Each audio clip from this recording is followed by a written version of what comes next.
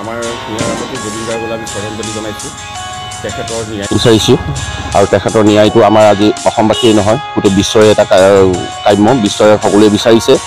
আজি 3 মিলিয়ন হ'বলৈ গৈ আছে #জাষ্টিছ ফৰ জুবিন গাৰ্গ। আৰু কোনো যুৱন অনুৰাগী পিছ পৰি থকা নাই, সকলোৱে দ্ৰুতগতিত তেওঁৰ জাষ্টিছ বিচাৰি আছে আৰু জাষ্টিছ আমাক লাগিবই।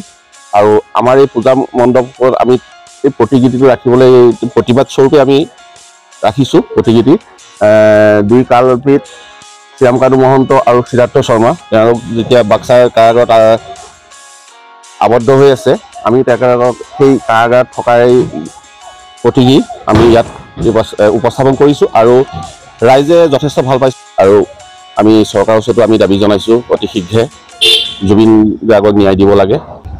আগতে আমাৰ এই পূজাখন বহুত পুৰণা পূজা।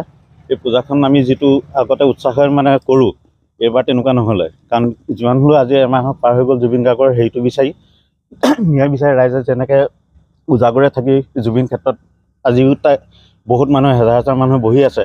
তাৰপিছত আমি ইয়াত চিন্তা কৰি চালোঁ যে পূজা ভাগটো হ'বই লাগিব, গতিকে কি কৰা যায় এতিয়া, বেছিটো জাক জমক কৰিব নোৱাৰি।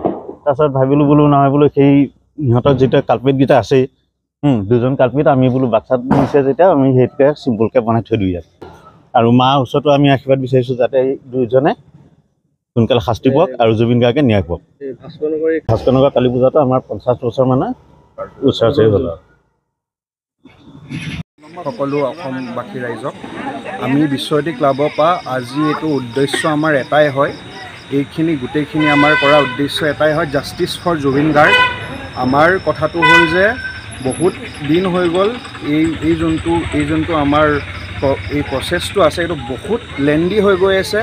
যিমান সোনকালে হওক সেইটো কাৰণে আমি বিচাৰোঁ, গোটেই অসমৰ ৰাইজৰ পৰা অনুৰোধ জনোৱা হ'ল যে আমাৰ জুবিন গাৰ্গৰ কাৰণে জাষ্টিছ লাগে। সেইটো কাৰণে আমাৰ গোটেইখিনি যিমান আজি কৰা হৈছে অকল সেইটো কাৰণে হয়। ওপৰত যেনেকৈ আপুনি দেখিছে বেনাৰত লিখা আছে জাষ্টিছ ফৰ জুবিন গাৰ্গ। আমি এটাই বস্তু বিচাৰোঁ, তেওঁৰ জাষ্টিছ। সেইটোৱে আমাৰ আজিৰ থিম হয়। তাৰ বাহিৰে মই সেইটোৱে ক'ম, সকলো অসমবাসী ৰাইজে জুবিন গাৰ্গক জীয়াই ৰাখিব লাগে, যিমান কৰিব লাগে সিমানটো আপোনালোকৰ পৰা কৰক। আৰু মই চৰকাৰক বিনম্ৰ অনুৰোধ জনাইছোঁ যে আপুনি জাষ্টিছ দিয়ক, যিমান সোনকালে হয় সিমানটো দিয়ক।